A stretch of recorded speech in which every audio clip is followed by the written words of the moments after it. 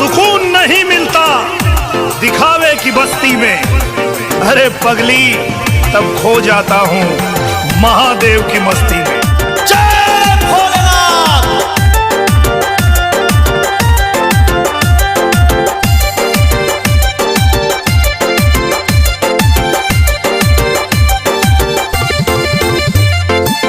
सावन के मौसम देखा बड़ा ही सुहाना बा। सावन के मौसम देखा बड़ा ही सुहाना बा। सखी रे लभार महाकाल के दीवाना बा।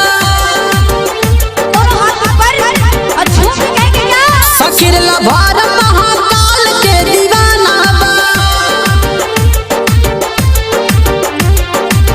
डीजे पे बाजत नीति सवा के गाना बा।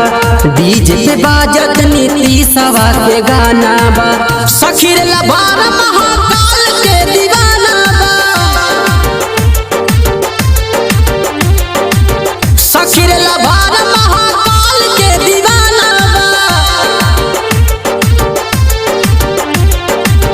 सखी रे लभार महाकाल के दीवाना बा।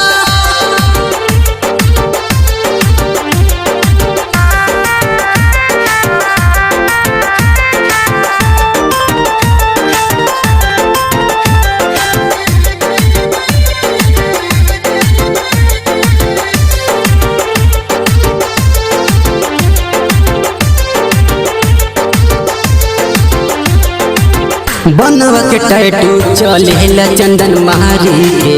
बुलेट छोड़ी चलेला सफारी से। हो बनवा के टैटू चलेला चंदन मारी के। बुलेट छोड़ी चलेला सफारी से। कहेला कि नया युग फैशन के जमाना बा। सखी रे लभार महाकाल के दीवाना बा। डीजे पे बाजत नीति सवा के गाना बा।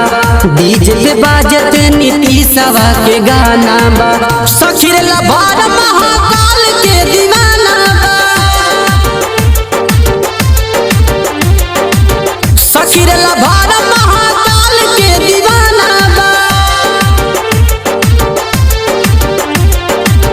सखी रे लभार महाकाल के दीवाना बा।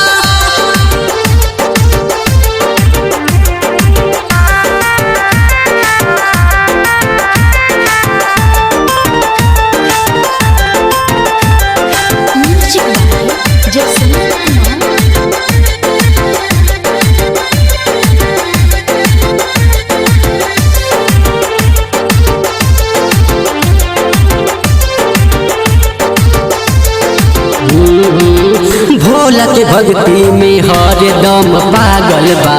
ओ नहीं के पूजा में दिन रात लागल बा। हाँ भोला के भक्ति में हरदम पागल बा। ओ नहीं के पूजा में दिन रात लागल बा। पिंटू शिवराजा से भजन लिखवाना बा। सखी रे लभार महाकाल के दीवाना बा।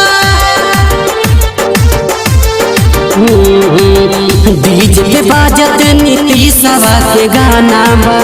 डीजे पे बाजत नीति सवा के गाना बा। सखी रे लभार महाकाल